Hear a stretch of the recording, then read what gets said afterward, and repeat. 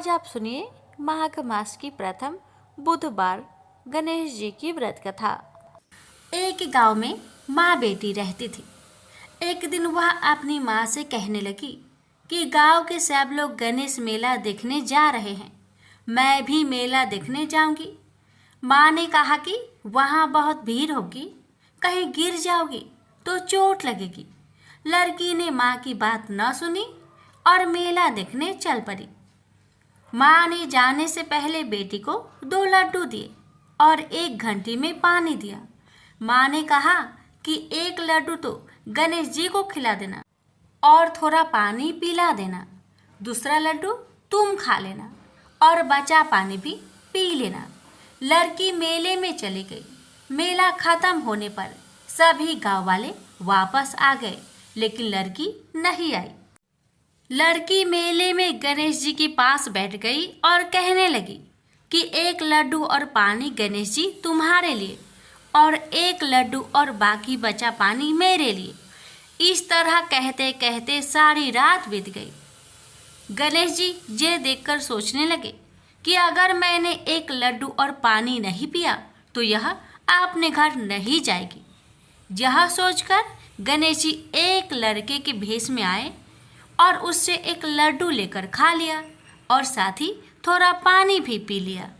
फिर वह कहने लगे कि मांगो, तुम क्या मांगती हो। लड़की मन में सोचने लगी कि क्या मांगू, अन्न मांगू या धन मांगू या अपने लिए अच्छा वर मांगू या खेत मांगू या महल मांगू। वह मन में सोच रही थी तो गणेश जी उसकी मन की बात को जान गए। वह लड़की से बोले कि तुम अपने घर जाओ और तुमने जो भी अपने मन में सोचा है वह सब तुम्हें मिलेगा। लड़की घर पहुंची तो माँ ने पूछा कि इतनी देर कैसे हो गई। बेटी ने कहा कि आपने जैसा कहा था मैंने वैसा ही किया है। और देखते ही देखते जो भी लड़की ने सोचा था वह सब कुछ हो गया। प्रेम से बोलिए गणेश भगवान की जय। एक समय की बात है कि साहूकार अपने पत्नी को लाने के लिए अपने ससुराल गया। कुछ दिन रहने के बाद उसने अपनी पत्नी के साथ अपने घर आने की सोची। दुर्भाग्य से उस दिन बुधवार का दिन था। लड़की के परिवार वालों ने कहा कि आज बुधवार का दिन है, जो कि किसी कार्य हेतु शुभ नहीं माना जाता है, इसलिए आज तुम मत जाओ। किंतु साहूकार ने किसी की एक ना मानी और पत्नी समेत अपने ससुराल से घर को प्रस्थान किया। रास्ते में साहूकार की पत्नी को प्यास लगी। उसने साहूकारनी से कहा, तुम बैलगाड़ी में ही बैठो, मैं पानी लेकर आता हूँ। जब वो पानी लेकर आया तो उसने देखा कि उसका शक्ल का एक आदमी उसके पत्नी के साथ बैठा है। तब उसने जाकर उस पुरुष से पूछा, तुम कौन हो। तब उसने कहा, मैं साहूकार हूँ। और फिर दोनों के बीच में झगड़ा शुरू हो गया और वहां लोग और कुछ सिपाही आ गए, जिन्होंने उस स्त्री से पूछा, तुम्हारा पति कौन है। तब वो इसका उत्तर न दे सकी और साहूकार अपने मन में कहने लगा कि ये प्रभु कैसा लीला है आपका। तब आकाशवाणी हुई, अरे मूर्ख, आज बुधवार का दिन था, तभी तूने आज ही गमन किया। ये सब भगवान बुध देव के प्रकोप से हो रहा है, वो तुझसे रूठ गए हैं। तब साहूकार ने भगवान बुध देव से क्षमा याचना की और तब वो आकाशवाणी खत्म हो गई और इंसान के रूप में आए बुधदेव भी अदृश्य हो गए। और फिर साहूकार अपनी पत्नी संग घर गया और भगवान बुद्ध देव की पूजा की। जो भी इस व्रत कथा को सुनता है उसको बुधवार की यात्रा करने का पाप नहीं लगता है। प्रेम से बोलिए बुद्ध देव की जय हो। प्रेम से बोलिए गणेश जी महाराज की जय। एक समय की बात है, एक भाई बहन रहते थे। बहन का नियम था कि वह अपने भाई का चेहरा देखे ही खाना खाती थी। हर रोज वह सुबह उठती थी और जल्दी जल्दी सारा काम करके अपने भाई का मुंह देखने के लिए उसके घर जाती थी। एक दिन रास्ते में एक पीपल के नीचे गणेश जी की मूर्ति रखी थी। उसने भगवान के सामने हाथ जोड़कर कहा कि मेरे जैसा अमर सुहाग और मेरे जैसा अमर पिहर सबको दीजिए। यह कहकर वह आगे बढ़ जाती है। जंगल के झाड़ियों के कांटे उसके पैरों में चुभा करते जाते थे। एक दिन भाई के घर बहन पहुंची और भाई का मुख देखकर बैठ गई तो भाभी ने पूछा, पैरों में क्या हो गया है? यह सुनकर उसने भाभी को जवाब दिया कि रास्ते में जंगल के झाड़ियों के गिरे हुए कांटे पाँव में चुभ गए हैं। जब वह वापस अपने घर आ जाए तब भाभी ने अपने पति से कहा कि रास्ते को साफ करवा दो, आपकी बहन के पाँव में बहुत सारे कांटे चुभ गए हैं। भाई ने तब कुल्हाड़ी लेकर सारी झाड़ियों को काटकर रास्ता साफ कर दिया, जिससे गणेश जी का स्थान भी वहां से हट गया। यह देखकर भगवान गुस्सा हो गए और उसके भाई के प्राण हर लिए। लोग अंतिम संस्कार के लिए जब भाई को ले जा रहे थे तब उसकी भाभी रोते हुए लोगों से कही, थोड़ी देर रुक जाओ, उसकी बहन आने वाली है, वह अपने भाई का मुख देखे बिना नहीं रह सकती, उसका यह नियम है। तब लोगों ने कहा, आज तो देख लेगी पर कल कैसे देखेगी? रोज दिन की तरह बहन अपने भाई का मुंह देखने के लिए जंगल में निकली। तब जंगल में उसने देखा कि सारा रास्ता साफ किया हुआ है। जब वह आगे बढ़ी तो उसने देखा कि सिद्धि विनायक को भी वहां से हटा दिया गया है। तब उसने जाने से पहले गणेश जी को एक अच्छे स्थान पर रखकर उन्हें स्थान दिया और हाथ जोड़कर बोली, भगवान मेरे जैसा अमर सुहाग और मेरे जैसा अमर पिहर सबको देना। और फिर बोलकर आगे निकल गई। भगवान तब सोचने लगे, अगर इसकी नहीं सुनी तो हमें कौन मानेगा, हमें कौन पूजेगा? तब सिद्धि विनायक ने उसे आवाज दी, बेटी इस खेजड़ी की 7 पत्तियां लेकर जा और उसे कच्चे दूध में घोलकर भाई के ऊपर छींटा मार देना, वह उठकर बैठ जाएगा। यह सुनकर जब बहन पीछे मुड़ी तो वहाँ कोई नहीं था। फिर वह यह सोचने लगी कि ठीक है, जैसा सुना वैसा कर लेती हूँ। फिर वह 7 खेजड़ी की पत्तियां लेकर अपने भाई के घर पहुंची।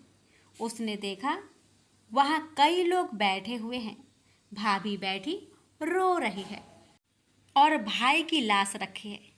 तब उसने उस 7 पत्तियों को बताए हुए नियम के तहत भाई के ऊपर इस्तेमाल किया। तब भाई उठकर बैठ गया। भाई बोला बहन से, बोला मुझे बहुत ही गहरी नींद आ गई थी। तब बहन बोली, यह नींद किसी दुश्मन को भी ना आए, और उसने सारी बात अपने भाई को बता दी। तो मान्यता के अनुसार ये है गणेश जी की चमत्कारी कथा। प्रेम से बोलिए गणेश भगवान जी की जय हो। पौराणिक कथा के अनुसार एक समय की बात है कि भगवान विष्णु का विवाह माता लक्ष्मी जी के साथ निश्चित हुआ। विवाह की सभी तैयारी होने लगी। सभी देवी देवताओं को निमंत्रण भेजे गए, लेकिन भूलवश गणेश जी को निमंत्रण देना रह गया था। इधर भगवान विष्णु की बारात जाने का समय आ चुका था। सभी देवता अपनी पत्नियों के साथ विवाह समारोह में शामिल होने को आए, परंतु सभी देवी देवताओं ने देखा कि गणेश जी कहीं दिखाई नहीं दे रहे हैं। तब उन सभी ने आपस में चर्चा की, क्या गणेश जी को नहीं न्योता दिया गया या गणेश जी ही नहीं आए हैं? सभी को इस बात पर बहुत आश्चर्य हुआ। इस बात पर उन सभी ने विष्णु भगवान से ही इसका कारण पूछा। विष्णु भगवान से पूछने पर उन्होंने कहा कि हमने गणेश जी के पिता भोलेनाथ, महादेव और माता पार्वती को न्योता भेजा था। यदि गणेश जी अपने पिता के साथ आना चाहते तो आ जाते, अलग से उन्हें न्योता देने की कोई आवश्यकता भी नहीं थी।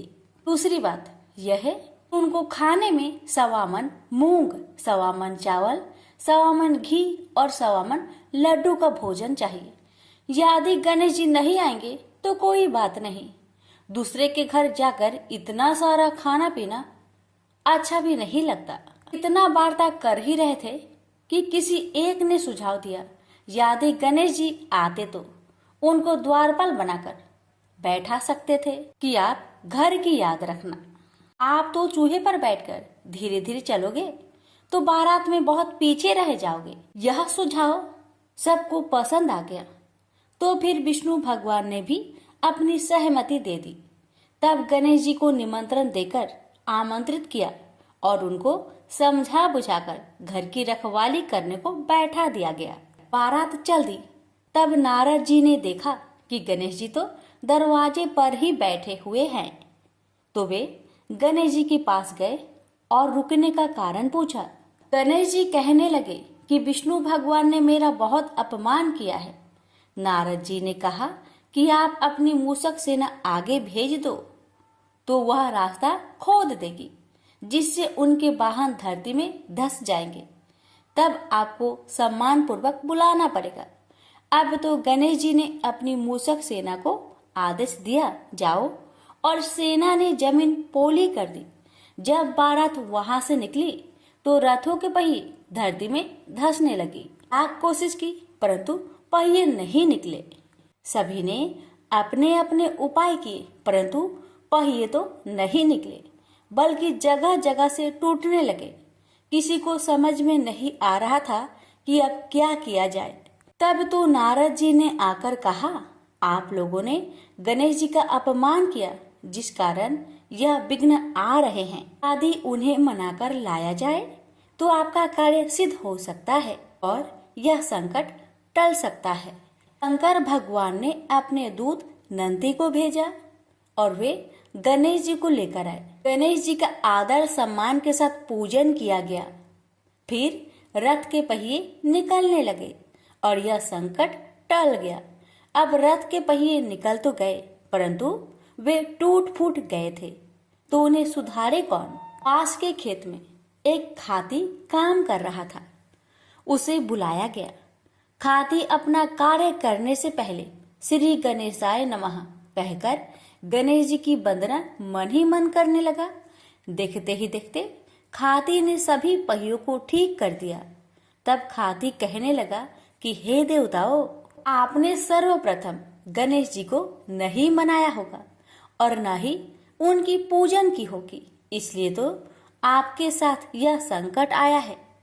मैं तो मूर्ख अज्ञानी हूँ, फिर भी पहले गणेश जी को पूजते हैं, उनका ध्यान करते हैं। आप लोग तो देवगण हैं, फिर भी आप गणेश जी को कैसे भूल गए।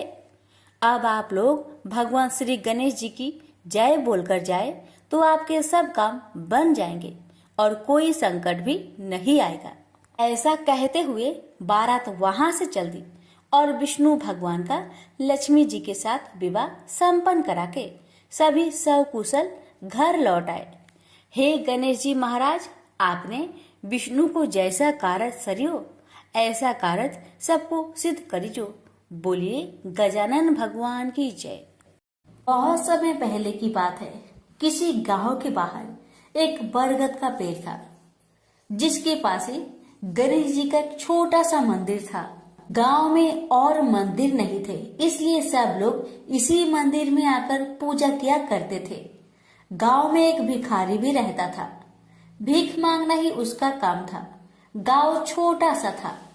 भिखारी को काफी भीख नहीं मिलती थी, इसलिए यह और कोई उपाय न देखकर मंदिर के दरवाजे पर बैठने लगा। सोचने लगा कि लोग यहाँ धर्म करने आते हैं और नहीं तो सही पेट भरने लायक भीख तो मिल जाया करेगी। भिखारी दिन भर मंदिर के दरवाजे पर बैठा रहता और जब वहाँ किसी को आते देखता तो शिव शिव रटने लगता। इस तरह बेचारा दिन भर गणेश जी और शिव जी का नाम जपता रहता था, मगर शाम तक उसे भीख मिलती थी। फिर 2-4 मुट्ठी अन्न और कुछ फल मूल और कभी कभी 4-6 पैसे मिलते थे। हालांकि इतनी थोड़ी आमदनी से किसी की गुजर कैसे हो सकती है। फिर भिखारी को अपना ही नहीं बल्कि अपनी बेटी की भी चिंता करनी पड़ती थी। उसकी बेटी का नाम था कमला और वह बड़ी चतुर और बड़ी समझदार थी। मगर चतुराई और समझदारी से तो पेट की आग नहीं बुझती, उसे तो भोजन चाहिए।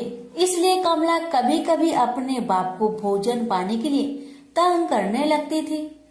उस वक्त भिखारी के दिल पर बड़ी चोट लगती, उसकी आंखें भर आती थी, वह चिंता के समुद्र में डूब उतरने लगता था। गर्मी के दिन थे, दोपहर का समय था। ऊपर आसमान और नीचे धरती धक धक जल रही थी। चारों तरफ सन्नाटा छा रहा था। ऐसे ही समय में महादेव पार्वती लोगों का सुख दुख देखने इस संसार में आए। चलते चलते वे उसी गांव में पहुंचे और गणेश जी के मंदिर के सामने से निकले। भिखारी उन्हें आते देख ओम नमः शिवाय की रटना रटने लगा। भिखारी की यह हालत देख पार्वती जी को बड़ी दया आई। उन्होंने महादेव जी से कहा, भगवान इस भिखारी की तरफ भी तो देखिए, बेचारा कितना दुखी है। देखिए तो कितने प्रेम से आपका नाम जप रहा है और आप भगवान कितने कठोर है। आपको क्या इस भिखारी पर दया नहीं आई? मैंने सुना था कि लोग बड़े पापी हो गए हैं, वो देवताओं का पूजा नहीं करते, मगर नहीं, आज मुझे मालूम हुआ कि इसमें उनका कोई अपराध नहीं, सब तो देवताओं का अपराध ही है। इसी भिखारी को ले लीजिए, बेचारा को आपका नाम लेते लेते बरसों बीत गए, इतने पर भी अभागा पेट भर भोजन तक नहीं पाता। जब देवता ही ऐसे कठोर हो जाएंगे तब कोई काहे उनकी पूजा करेगा। अब महादेव जी को पार्वती जी की बात लग गई। भगवान बोले, देवी आप असल बात क्या है नहीं जानती और आप जान भी नहीं सकती, क्योंकि आपका हृदय ही इतना कोमल है कि मैं कहता हूँ देवी आप जिद ना करें, जो हो रहा है उसे होने दीजिए। देवी ने एक ना सुना तो भगवान ने कहा, ठीक है, तो मैं आज इस भिखारी के लिए कुछ बंदोबस्त करा देता हूँ, जिससे इस भिखारी का दुख दूर हो जाएगा। इतना कहकर महादेव जी पार्वती जी के साथ मंदिर में पहुँचे। माता पिता को आते देख गणेश जी उठकर खड़े हो गए। उन्होंने बड़े प्रेम से माता पिता को प्रणाम किया। महादेव जी ने गणेश जी को आशीर्वाद दिया और कहा, देखो बेटा, यह भिखारी बरसों से तुम्हारे द्वार पर बैठा है, मेरा नाम जपा करता है, मगर तुमने अब तक इस पर दया क्यों नहीं किया? अब ऐसा कुछ उपाय करो जिससे इस बेचारे का दुख दूर हो जाए। गणेश जी ने हाथ जोड़कर उत्तर दिया, अच्छी बात है पिताजी, 7 दिन के भीतर उसका दुख दूर हो जाएगा, उसे कहीं न कहीं से 2 लाख रुपए मिल जाएंगे। गणेश जी का उत्तर सुनकर महादेव पार्वती आगे को चल गए।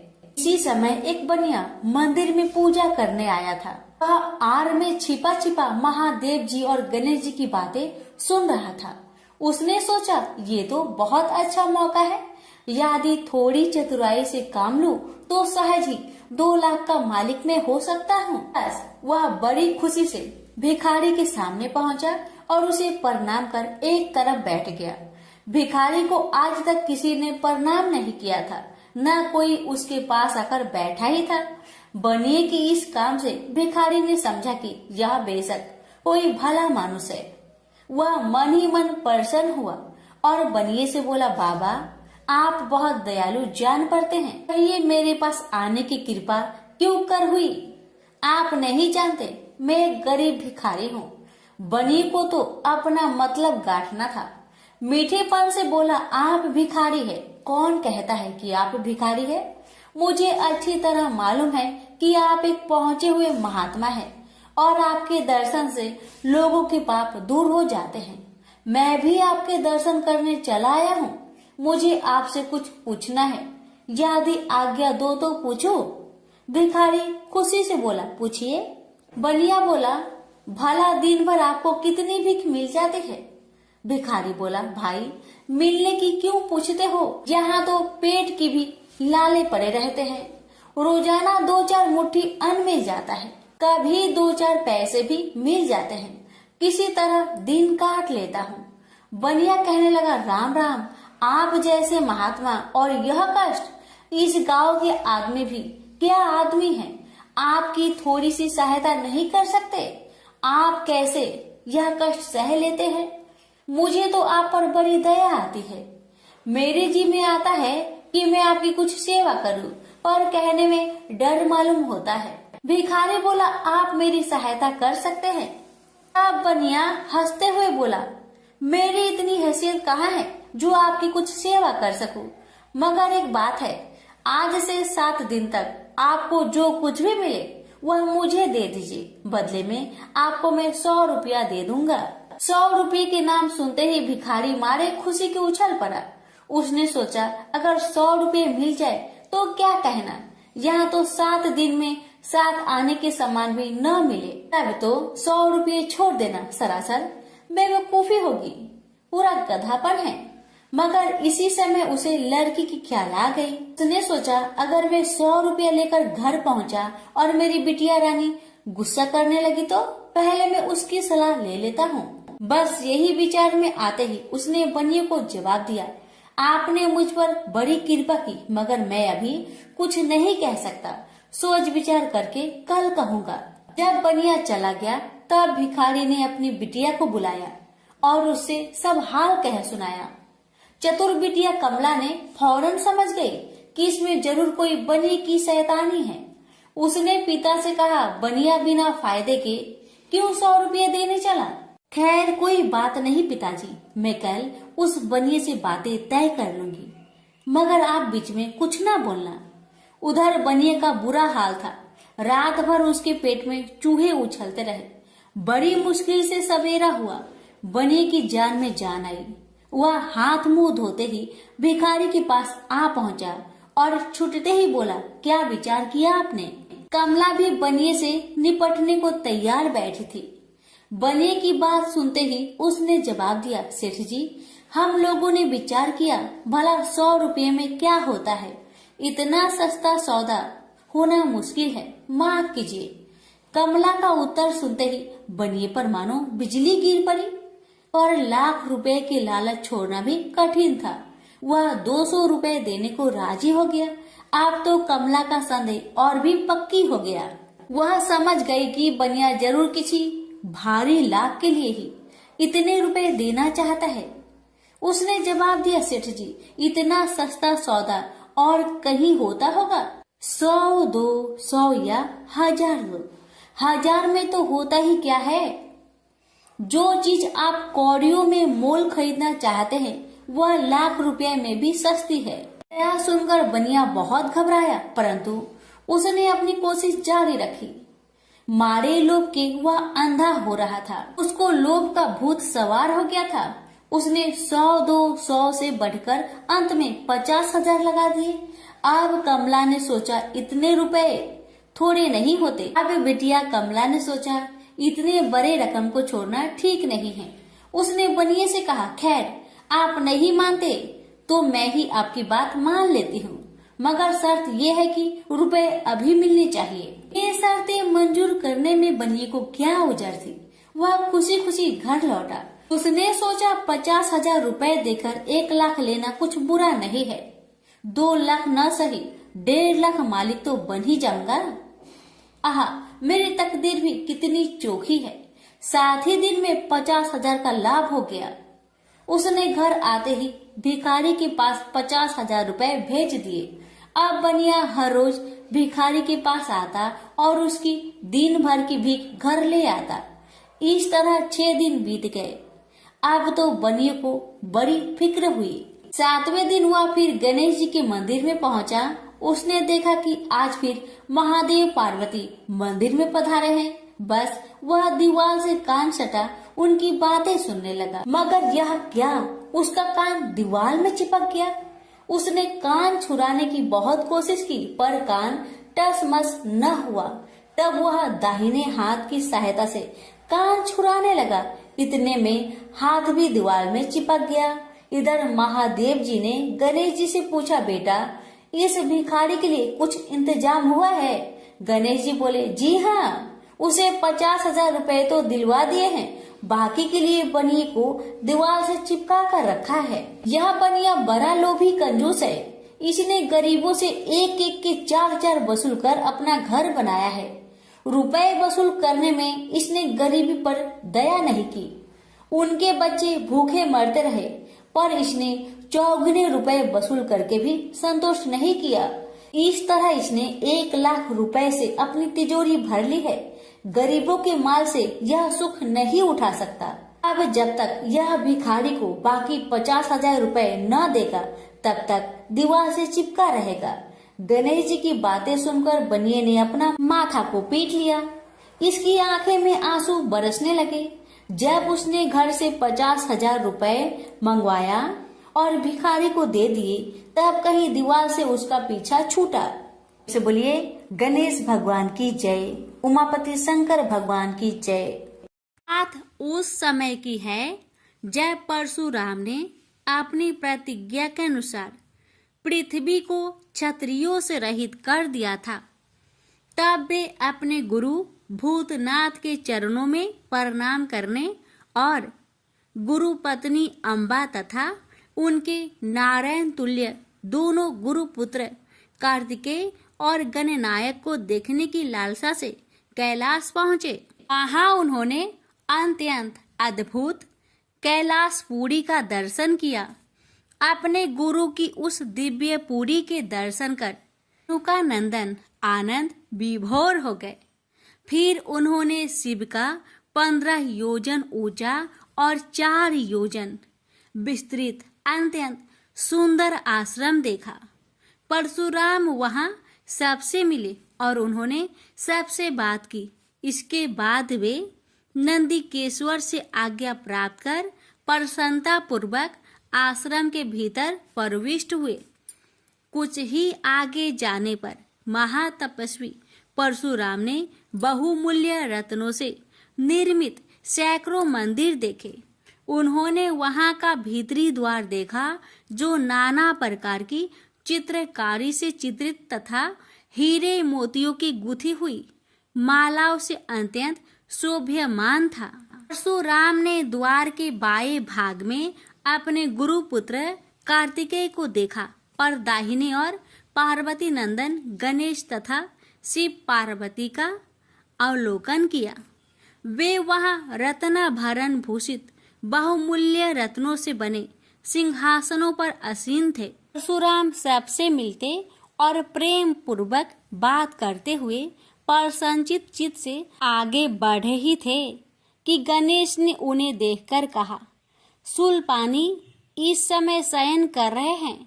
मैं उन परम प्रभु की आज्ञा प्राप्त कर तत्काल तुम्हें साथ ले चलूंगा।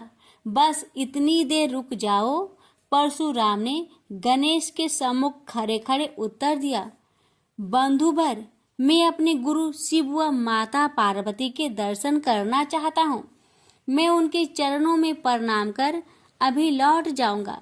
गणेश ने उन्हें अनेक प्रकार से समझाते हुए कहा, इस समय भूतेश्वर शिव एवं माता पार्वती अंतःपुर में है, अतएव अभी आपको वहां नहीं जाना चाहिए।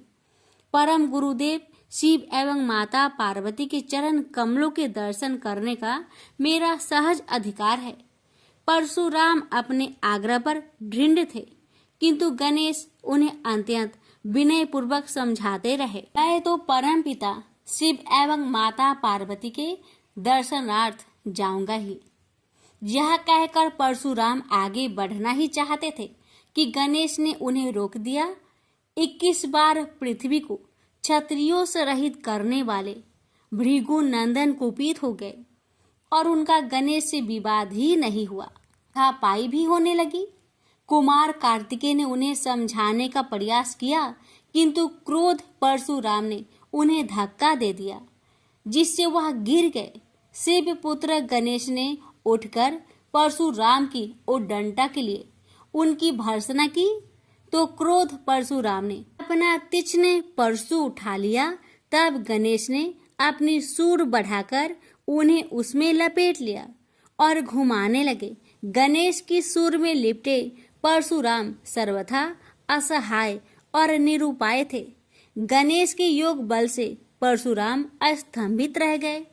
गणेश ने परशुराम को सप्तद्वीप, सप्त पर्वत, सप्त सागर, भूलोक, स्वर्गलोक, जनलोक, ध्रुवलोक, गौरीलोक और शंभुलोक में घुमाते हुए समुद्र में फेंक दिया। परशुराम समुद्र में तैरने लगे तो निरामयी गणनाथ ने उन्हें पुनः अपनी सुर में उठा लिया और घुमाते हुए बैकुंठ धाम दिखाकर गोलोक धाम का दर्शन करा दिया। वहां परशुराम ने मंद मंद मुस्कुराते हुए बंसी विभूषित नव निरत श्री कृष्ण के साथ रासवेड़ी राधा का दर्शन किया तो वे बार बार उनके मंगलमयी चरण कमलों में प्रणाम करने लगे। कुछ देर बाद परशुराम सचेत होकर पृथ्वी पर गिर पड़े। समय उनका प्रतिवादी मुख स्तंभ गणेश जी द्वारा किया हुआ स्तंभन भी दूर हो गया। अब उन्होंने अपने अभीष्ट देवता श्री कृष्ण के जगत गुरु शिव द्वारा प्रदत्त परम दुर्लभ स्रोत एवं कवच का स्मरण किया और संपूर्ण शक्ति से सूर्य की प्रभा के तुल्य तीक्ष्णतम अपने परशु से गौरी नंदन पर प्रहार कर दिया। गणेश ने अपने परम पूज्य पिता के अमोघ अस्त्र का सम्मान करने के लिए उसे अपने बाएं दांत से पकड़ लिया। शिव शक्ति के प्रभाव से वह तेजस्वी परशु गणेश के बाएं दांत को समूल काट कर पुनः रेणु का पुत्र परशुराम के हाथ में लौट आया। गणेश का दांत टूटते ही भयानक गर्जना हुई और रक्त का फवारा फूट पड़ा। मुंह से निकलकर रक्त से सना दांत भूतल पर गिर पड़ा। उस समय धरित्री कांप उठी। यह दृश्य कार्तिकेय, क्षेत्रपाल आदि पार्षद तथा शून्य में देवगण अत्यंत भयभीत होकर हाय हाय करने लगे। कैलाशवासी डर से मूर्छित हो गए। निंद्रापति सुधत्मा शिव की निंद्रा भंग हुई। बेटा यह क्या हुआ? दौड़ी हुई पार्वती आई तो उन्होंने अपने पुत्र गणेश के टूटे दांत तथा रक्त से सने हुए मुंह को देखा और देखा कि उनके हृदय खंड गणेश क्रोध शून्य परम शांत लज्जा से सिर झुकाए खड़े हैं। अत्यंत व्याकुल होकर उन्होंने स्कंद से पूछा, क्या बात है? यह कैसे हुआ? स्कंद द्वारा संपूर्ण वृत्तांत सुनकर पार्वती अत्यंत क्रोध हुई और अपने प्रिय पुत्र गणेश जी को सीने से लगाकर रोती हुई शिव से बोली, मेरे पुत्र गणेश और आपके शिष्य परशुराम में किसका दोष है? आप ही निर्णय करें। फिर माता पार्वती ने अपने सम्मुख परशुराम को शिव के प्रमोदक द्वारा चरण कमलों की निर्भयता पूर्वक सेवा करते हुए देखकर कहा, हे महाभाग राम, तुम योगियों के गुरु देवाधिदेव महादेव के शिष्य हो। तुम शुद्ध मन वाले हो। तुम्हारी अशुद्धता का कारण मेरी समझ में नहीं आ रहा। तुमने करुणामय गुरु से अमोघ परशु प्राप्त कर पहले तो उसकी क्षत्रिय जाति पर परीक्षा की और अब गुरु पुत्र पर परीक्षा की है। श्रुति गुरु दक्षिणा देने का निर्देश करती है और तुमने अत्यंत निर्दयता पूर्वक गुरु पुत्र का समूल एक दांत ही नष्ट कर दिया। अब इसका सिर भी काट डालो। चरमता का अमोघ परशु प्राप्त कर ले तो क्षुद्र श्रृंगाल भी वनराज को मार सकता है। इतना कहकर क्रोध से भगवती पार्वती परशुराम को मारने के लिए प्रस्तुत हो गई।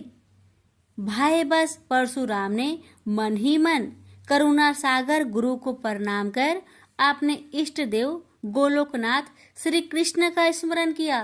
तभी पार्वती ने अपने सम्मुख एक बौने ब्राह्मण बालक को देखा। उस पर तेजस्वी ब्राह्मण बालक को देखकर आतुरता से भगवान शंकर ने भक्ति पूर्वक मस्तक झुकाकर प्रणाम किया।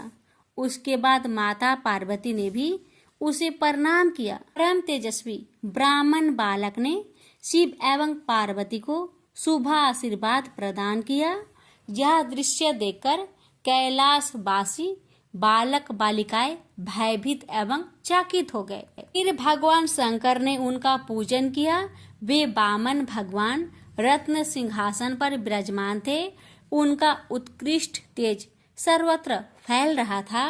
भगवान शंकर ने मधुर शब्दों में कहा, आज मेरा परम सौभाग्य है जो आपने कृपा पूर्वक मेरे यहाँ पधारकर मुझे सेवा का अवसर प्रदान किया है। आशुतोष शिव की मधुर वाणी से प्रसन्न होकर ब्राह्मण बाल रूपी स्वयं श्री हरि ने गंभीर स्वर में कहा, आप लोग की वर्तमान स्थिति जानकर मैं श्वेत द्वीप से आ रहा हूँ।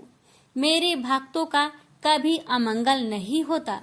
मेरा सहस्त्र सार उनके रक्षार्थ प्रतिक्षण प्रस्तुत रहता है, किंतु गुरु के रुष्ट होने पर मैं विवश हो जाता हूँ। गुरु की अवहेलना बलवती होती है। विद्या और मंत्र प्रदान करने वाला गुरु अभिष्ट देव से 100 गुना श्रेष्ठ है। गुरु से बढ़कर कोई देवता नहीं है, पार्वती से बढ़कर कोई पतिव्रता नहीं है तथा गणेश से उत्तम कोई जितेंद्रिय नहीं है। भृगु नंदन ने गुरु पत्नी एवं गुरु पुत्र की अवहेलना कर दी है। उसी का मार्जन करने के लिए मैं यहाँ उपस्थित हुआ हूँ। श्री हरि ने भगवान शंकर के बाद भगवती पार्वती से कहा, तुम जग जननी हो। तुम्हारे लिए गणेश, कार्तिकेय और परशुराम भी पुत्र तुल्य है। इन परशुराम ने स्नेह के प्रति शिव और तुम्हारे मन में भेद नहीं है। आता एवं जो उचित समझो करो। देव बड़ा प्रबल होता है। बालकों का यह विवाद तो देव दोष से ही घटित हुआ है।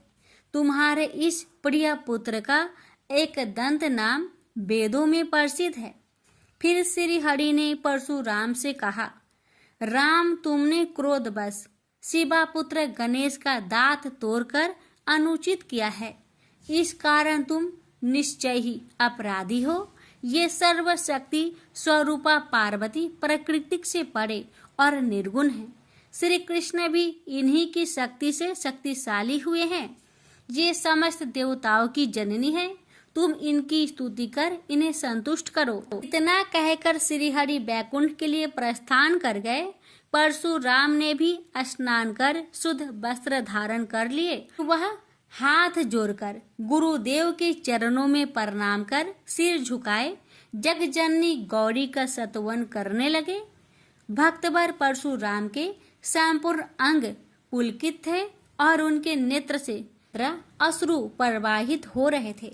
इस प्रकार करुण प्रार्थना करते हुए अंत में परशुराम ने कहा, जगजननी, रक्षा करो, रक्षा करो, मेरे अपराध को क्षमा कर दो। भला कहीं बच्चे के अपराध करने से माता कुपित होती है। यह कहकर परशुराम ने माता पार्वती के चरणों में प्रणाम कर अत्यंत दुखी होकर रोने लगे। परशुराम की करुण प्रार्थना से करुणामयी पार्वती का हृदय द्रवित हो गया। उन्होंने प्रीति पूर्वक परशुराम को अभय दान देते हुए कहा, बेटा, अब शांत हो जाओ। आशुतोष के अनुग्रह से तुम्हारी सर्वत्र विजय हो। सर्वतरात्मा श्री हरि तुम पर सदा प्रसन्न रहे। गुरुदेव शिव में तुम्हारी भक्ति सुदृढ़ रहे। तुम अमर हो जाओ। इसी प्रकार दयामयी पार्वती ने परशुराम को आशीर्वाद दिया और वे अपने अंतपुर में चली गई। उस समय वहां श्री भगवान के मंगल नाम का उच्च घोष होने लगा। फिर परशुराम ने एक दंत गणेश का स्तवन किया और गंधे, पुष्प, धूप, दीप एवं तुलसी रहित नैवेद्य आदि से लंबोदर की प्रीति पूर्वक पूजा की। परशुराम ने भक्ति भाव से भाई गणेश को संतुष्ट कर माता पार्वती एवं कृपा सिंधु त्रिलोचन के चरणों में प्रणाम किया। फिर उन्होंने गुरु की आज्ञा प्राप्त कर प्रसन्नता पूर्वक वहां से प्रस्थान किए। प्रेम से बोलिए गौरी पुत्र गणेश भगवान की जय। हर हर महादेव। माता पार्वती की जय।